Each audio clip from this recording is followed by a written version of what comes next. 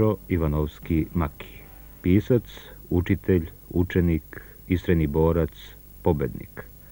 On svojim duhom uporno pobeđuje sebe i svakog dana jači je od sebe. Jednom davno, u šumi, našao se u oči sa ogromnim medvedom. Dugo su, ne pomerajući se, vodili ogorčenu borbu. U jednom trenutku medved je zaurlao, a zatim, šepajući, otišao svojim putem. Maki nikada nije shvatio kako je medved savladan. To nije bilo zato što je tehnika kojom se borio bolja od instinkta životinje i njene brzine. Ta borba je istinski završena pre nego što je i počela, jer kad je medved krenuo u napad, njegova priroda i njegovo ja narušili su harmoniju prirode. Makijevo telo u tom trenutku dosledno se pokorilo sopstvenom umu. Aikido je počelo da se razvija ovde, u ovom podrumu.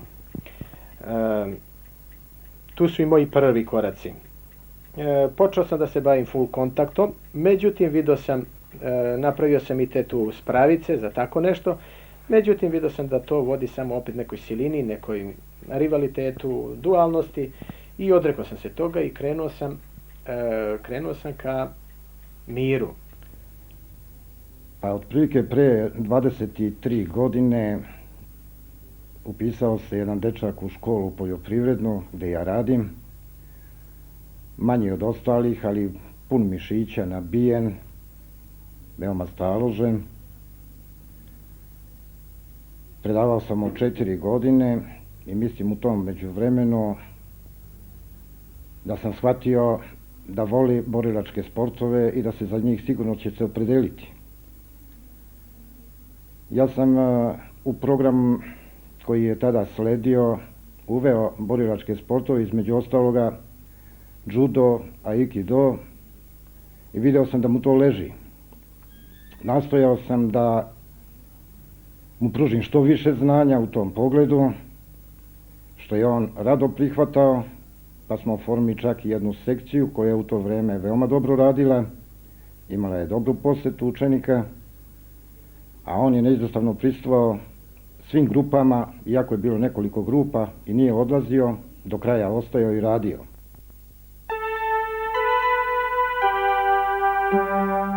Kroz Aiki ojačaj sve svoje snage da bi ostvario harmoniju sa svetom.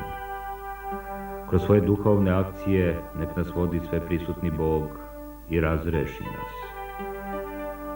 Uništi protivnika koji se krije u telu.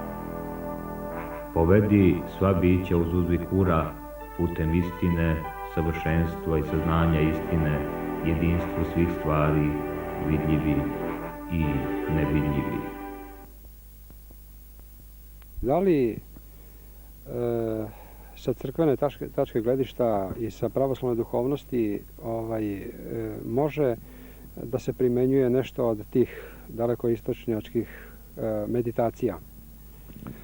Po mom mišljenju, budući da sam prošao kroz razne faze, recimo pokušaja da se približim Bogu, postoji 1001 način, ili bolje reći bezbroj načina na koje čovjek može da se približi Bogu, i da svi ti ljudi, svih tih civilizacija u stvari nisu bili, da ne kažem ludi, nisu bili nekreativni kad su razne te vrste meditacija upražnjavali. To su u stvari bili samo pokušaji ili prizivi, ili pokušaji da tonu u tu transcendentnu, onostranu stvarnost, pa koliko su, na kom stepenu i stupnju su bili razvoja, religioznosti, toliko su i mogli to da učine.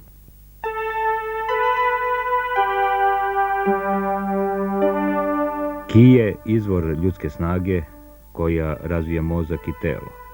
Pod tim izrazom podrazumeva se mentalna snaga, moralna snaga, intuitivnost, instinkt, iskustvena moć, spiritualna inicijativa, osjećanje da je čovekov ego samo deo univerzuma, ali da ispunjava sav univerzum. To je možda i materijalni izraz duha koji vlada vaseljenom, univerzalni duh koji prožima čoveka i nalazi izraz u njegovom delovanju.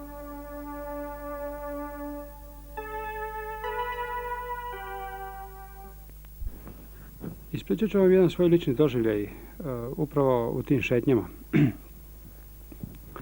Jednom prilikom želeo sam da se molim Bogu podignutih ruku.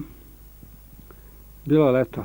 Međutim, zbunjivala me misao da možda ima zmija u okolini. Onda sam rešio da se popnem na jedno drvo. Ali tu mi je smetao nedostatak ravnoteže. Morao sam da se jednom rukom pridržavam za jednu granu, malo iznad moje glave, a druga ruka mi je bila slobodno podignuta pored tela. Molio sam se otprilike 1 sat vremena i došao sam u neku vrstu koncentracije. Zapravo ne bih mogao sam da kažem o čemu se radi. Jednostavno nešto se desilo sa mnom, ušao sam u neku realnost, povezao sam se sa kosmosom, sa Bogom ili ne znam kako bi sve to mogao da definišem. I u jednom trenutku kad sam odvojio ruku koja me je pridržavala za drvo, ja sam osjetio da nema više ljuljanja, nema više vibracija grane ispod mojih nogu. Jednostavno stojao sam kao da stojim na stepeništu ili na ravnoj podlozi.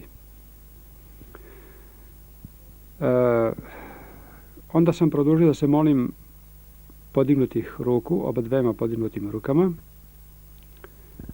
I bio sam svestan da ne pridržavam sebe. Jednostavno stojao sam kao čovjek na nekoj žici, bez gubitka ravnoteže. Tek posle izvesnog vremena, možda posle sat i po, ja sam osjetio potrebu da siđem sa tog drveta i to bi se više nikad nije ponovilo.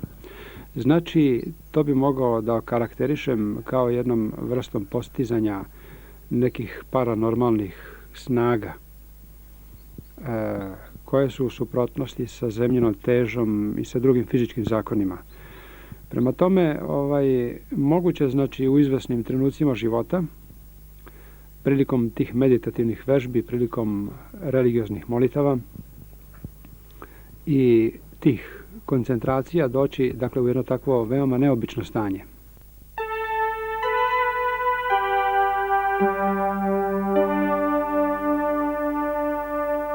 Moli se i pročišćavaj svakog dana kako bi ti duh bio čist.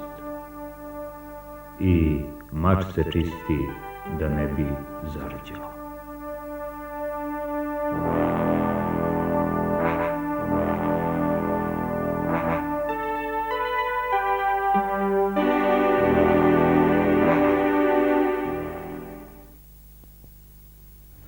Boravkom u Indiji po izvesnim yoga centrima došao sam do saznanja i dodirnuo sam neke tačke u kojima sad mogu da vidim objašnjenje svih tih moći koji se nazivaju siddhi, o kojima se mnogo piše i govori, kao na primjer jedna od takvih moći je levitacija, onda hodanje po vodi, vraćanje u prethodne živote, onda mogu da se učine nevidljivim takođe, onda mogu da saznaju dan svoje smrti, onda mnoge druge.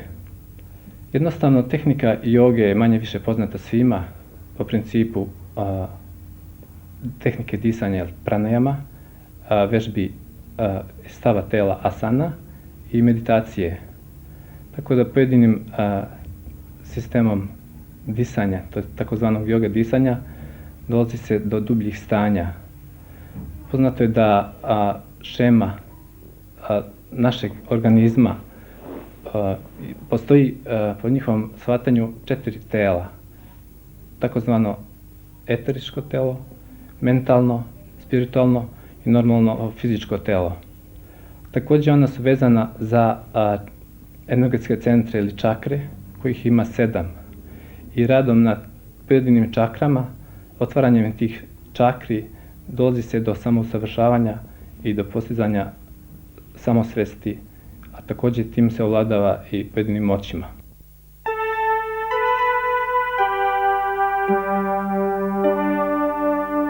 Kroz duhovne akcije vodi sebe kroz univerzalnog Boga. Uništi neprijatelja skrivenog u tebi. Prati sva živa bića izbacujući napolje uzvik Hurah Kjai na putu istine za istinom, savršenstva i znanja do istine. Ako zatvorite oči, vi ne vidite ništa. Ako živite van vašeg ega, izvan vaših želja, ceo univerzum bit će vaš.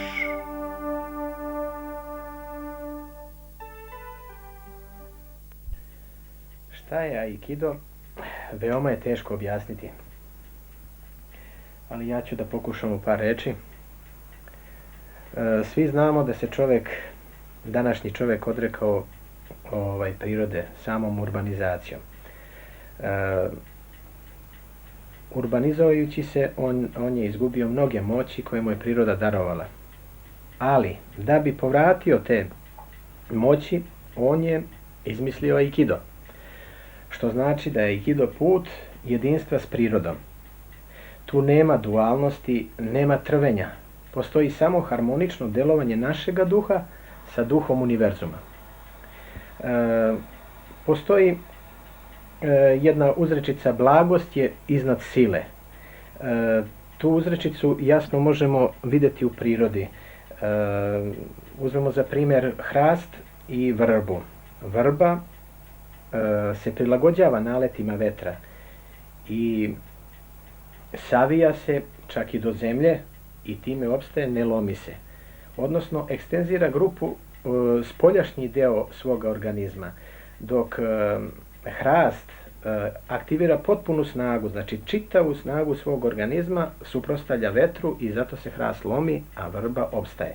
Što dovodi do zaključka da bismo trebali primeniti i u sebi taj princip, odnosno pri napadu protivnika prilagoditi se protivniku, dozvoliti mu da on uradi ono što hoće, pokupiti mu snagu, odnosno ki, njegov duh, i sprovesti ga, da kažemo, žednog preko vode.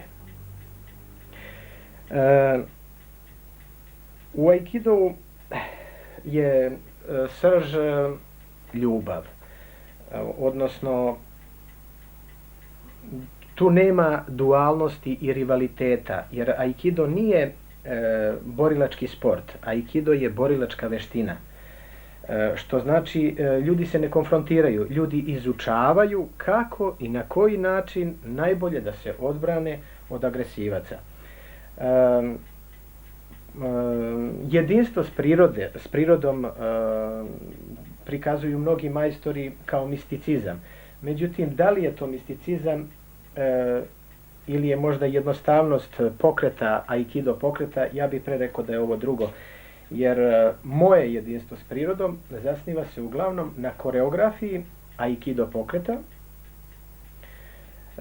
i normalno uz dugogodišnje vežbanje. Šta je aikido? Najbolje nam možda može reći i sama reč aikido. Sastoji se iz 3 sloga ai, ki i do. Ai znači harmonija, jedinstvo. Ki znači životna energija ili duh, a do znači put.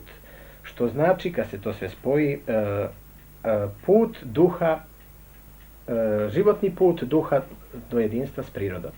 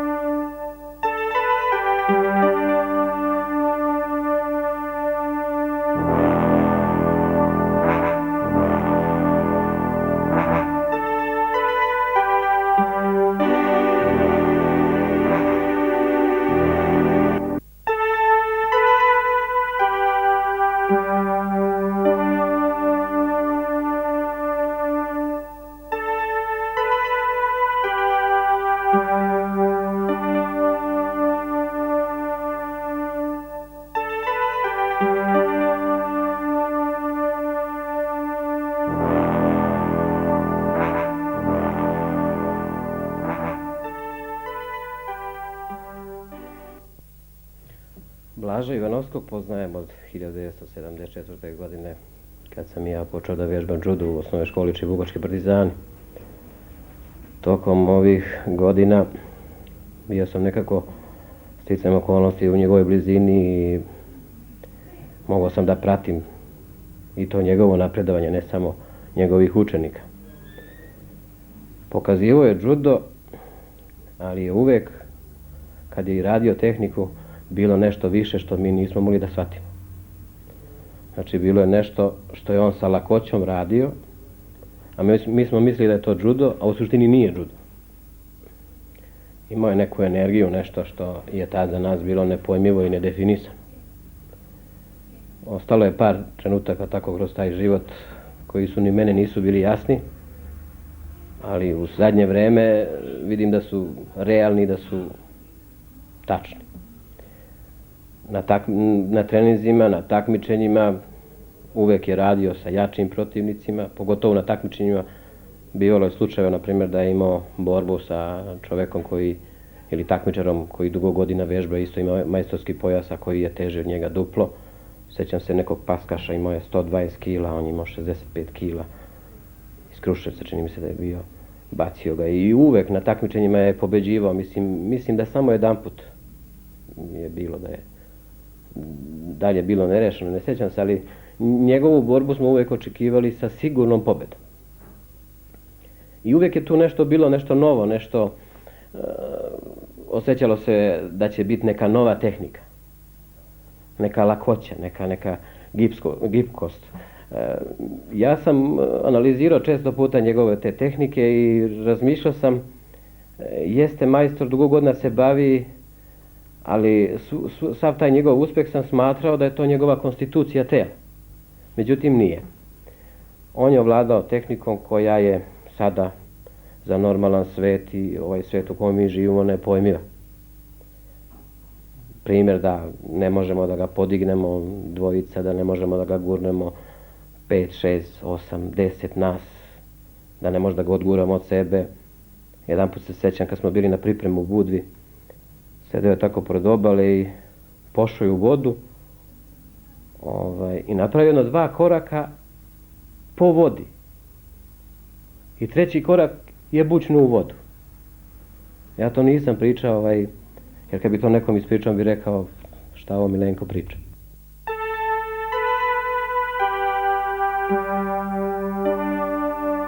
Onaj koji neguje tajne Aikidoa ima univerzum u sebi i može reći ja sam univerzum.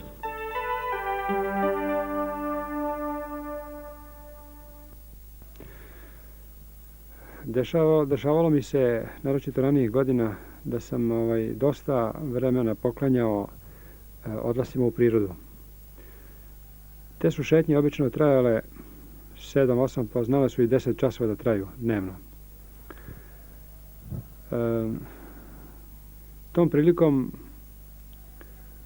imao sam utisak, kada se odvajam od urbane, civilizirane sredine, da prvih 1 sat otprilike otresam sa sebe utiske, čulne utiske, pomisli i maštarije kojima smo ophrvani u našem svakodnevnom životu i da se polako odlepljujem, da tako kažem, od te naše prozaične stvarnosti. Ukoliko bih dalje išao u prirodu, utoliko bih jače osjećao sklad između prirode i svog unutrašnjeg bića. Dešavalo bi mi se da osjetim da sam jedno sa planinom, sa žuborom potoka, treperenjem lišća, lahorenjem povetarca, sa glasovima ptica i njihovim pevanjem. Osjećao bih da sam jedno sa možda nekom leskom ili sa brezom, sa bukvom i tako dalje. A to je osjećaj zapravo javlja se zbog toga što smo mi kao makrokosmos, čovjek je kao makrokosmos, u stvari sastavni deo kosmosa. univerzuma, znači. I kada se oslobodimo od one napetosti našeg svetokidašnjeg života, onda jedanput osjetimo, vinamo se tako reći, u tu slobodu. Izvornu praiskonsku slobodu. I osjetimo zov prirode. Međutim, kad se vraćam iz takvog jednog doživljaja, posle 10 časova pešačenja, imam utisak, kad ugledam prve dimnjake kuća od ozgo sa planine, kad do mene dopru šumovi automobila, poljoprivrednih mašina, ljudski glasovi ili glasovi mladića koji igraju fudbal, onda bih odjedanput kao da ateriram, da tako kažem, nalazim se odjedanput, ulazim u jedno grotlo, u jedan vrtlo ovoga sveta i onaj doživljaj iz planina odjedanput nestaje kao čarolija.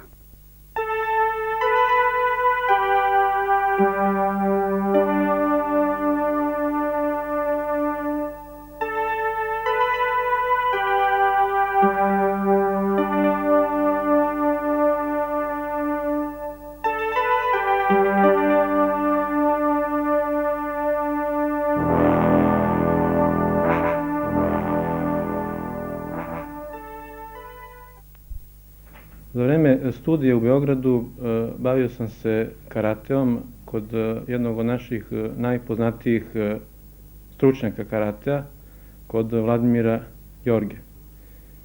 To je čovjek koji je bio izuzetnih sposobnosti, i mentalnih i fizičkih. Posle završenih studija došao sam ovde u Kraljevo sa porodicom, našao se u neku ruku u nebranom grožđu, okružen sa svih strana neprilikama, neimaštinom, stresom. Pokušao sam da nađem čoveka sličnih kvaliteta kao što je bio Vladimir Jorga i sasvim slučajno sam naišao na Makija na jednom treningu gde su ga napali 4 karatista. Sa izuzetnom lakoćom on je njih bacio na strunjače, kretao se gipko, ispuštao neke za mene nepoznate zvukove. Zapitao sam se ko je taj čovjek. Posle izvesnog vremena saznao sam gde se on bavi svojim treninzima. To je bila 3. mesna kancelarija. Zajednica, jedna prosta sala, strunjače su bile isepane, nikakve, ali tu je bilo nekoliko momaka koji su stvarno dobro radili. Među njima sam prepoznao Makija, upoznali smo se i on me je primio da vežbam kod njega aikido. Maki je odavao neku čudnu energiju iz sebe, pozitivnu energiju koja je plenila sve koji su prisustvovali tom treningu. Aikido je u suštini pozitivna veština koja čoveka oslobađa unutrašnje napetosti, stresa. To je ono što čoveka čini zdravijim i što ga tera da vežba.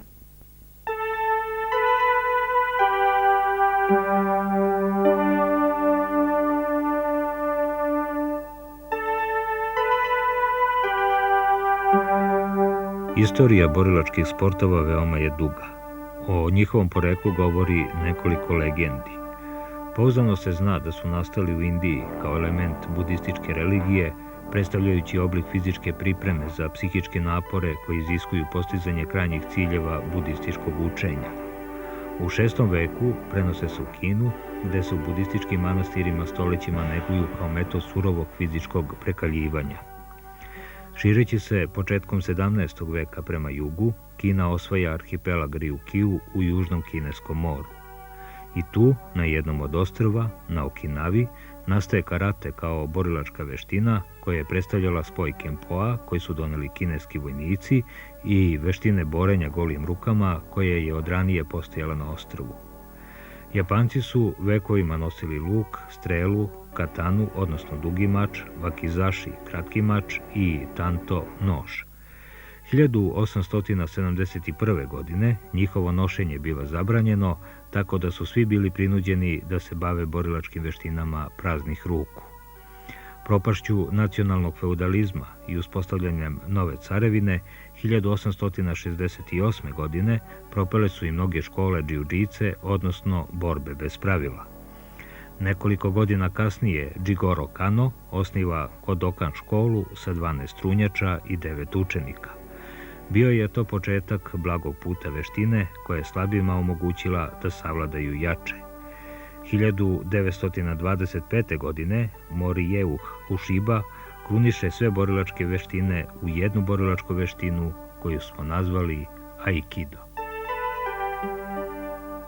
Kada sam došao u Kraljevo, upoznao sam Makija koji je u to vreme trenirao judo i iskoristio njegovu salu sa strunjačama za dalje nastavak bavljenja Aikidom. Tada je Maki počeo samo da trenira, zajedno smo trenirali Aikido, što je naišlo na opšte oduševljenje i ostalih članova judo kluba, tako da sam kasnije viđao i, da kažem, klince po ulicama koji vežbavaju te zahvate iz Aikidoa. Aikido me oduševio zbog toga što je on predstavio, znači, ne samo fizički trening, nego i, da kažem, jednu filozofiju duha i na neki način borbu protiv stresa. I kažem, upravo ja sam to u Aikidu našao po razrešenje toga, jer taj Aikido nije samo bilo, znači, fizički sport, nije bio samo trening, nego je bio i jedna duhovno razmišljanje, jedna meditacija, koju u početku nisam verovao. Međutim, kada se vidio mog trenera koga recimo 6 ljudi ne može da pokrene ili koga podižu, koji imate lebdi u jednom prostoru na rukama svojih učenika, onda sam se uverio upravo u opravdanost tog učenja i upravo u tu fizičku aktivnost i dopuna tih duhovnih razmišljanja.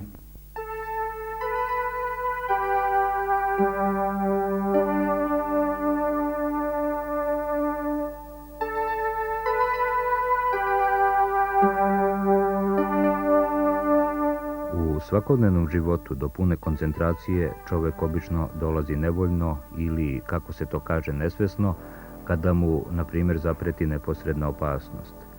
Jaka emocija tada može da mu aktivira svu potencijalnu mišićnu energiju, tako da je u stanju da podnese nadčovečanske napore. U stručnoj literaturi je poznat primjer čoveka koji je, spasavajući život, satima visio o jednom prstu. U tom slučaju koncentraciju je izazvala neposredna opasnost, a sugestiju je predstavljao zahtev da se mišići jednog prsta tako kontrahuju da izdrže teret celog tela.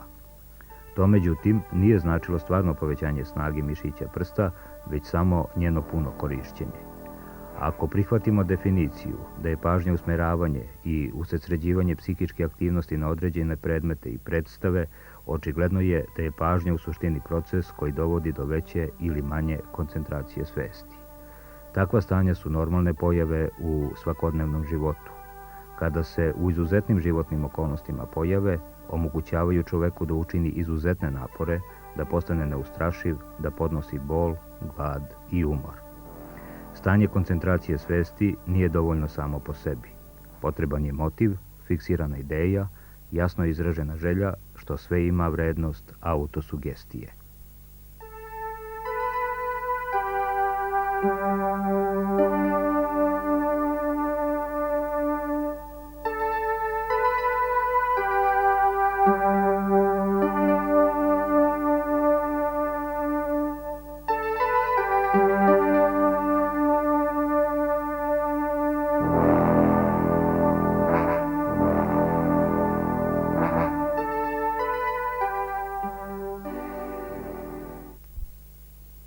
Judo Aikido klub je formiran pri 3. mjesnoj zajednici kao društveno-sportska organizacija na inicijativu nekoliko sportskih entuzijasta i priznatih i već afirmisanih takmičara sa ciljem da se razvija i populariše judo aikido sport i borilačke veštine, sportski duh i humani odnosi među članovima kluba i simpatizera. Ja sam bio jedan od ljudi koji u onom organizacionom delu učestvovao pri formiranju kluba i namera nam je bila da u klubu okupimo što više omladine, školske pa čak i predškolske dece i sve one koji će biti spremni da u svakom trenutku ispolje jednu visoku svest i koji nikada neće zloupotrijebiti ili upotrijebiti veštinu koju su naučili na način koji je nespojiv sa principima sporta kojim se bave.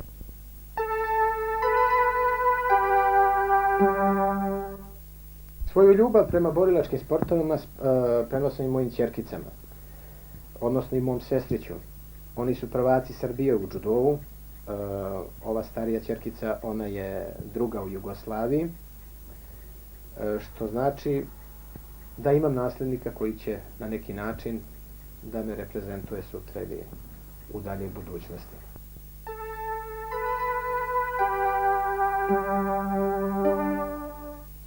Ja sam Tanja Ivanovski, džudom se bavim još od malih nogu, zahvaljujući mom tati. Aktivno se bavim već 7 godina. Išla sam na dosta takmičenja i postigla dosta dobrih rezultata. Više puta bila sam prvak Srbije, na državnom prvenstvu bila sam druga, također na prvenstvu Kraljeva koje je održano prošlog mjeseca u Ribnici bila sam prva i sve to zahvaljujući mom tati. U zadnje vrijeme aikidom se bavim više. Moj tata smatra da sam prevazišla judo, da sam postavila temelje za aikido i bavit ću se više aikidom i nadam se da ću da postignem iste rezultate kao i u judovu. Ja sam Sanja Ivanovski, bavim se judom već 6 godina, zahvaljujući mojoj upornosti i mog tate. Bila sam treća u Srbiji. Ja sam Vanja Ivanovski, judom se bavim već 6 godina, zahvaljujući mom ocu, on je bio trener. Do sada sam postigla dosta dobre rezultate, bila sam prvak Srbije. Ja sam Jovičić Nikola, judom se bavim već 8 godina, bio sam više puta prvak Srbije. Na zadnjem takmičenju sam isto bio prvi, sve zahvaljujući mom treneru Makiju, koji mi je i ujak.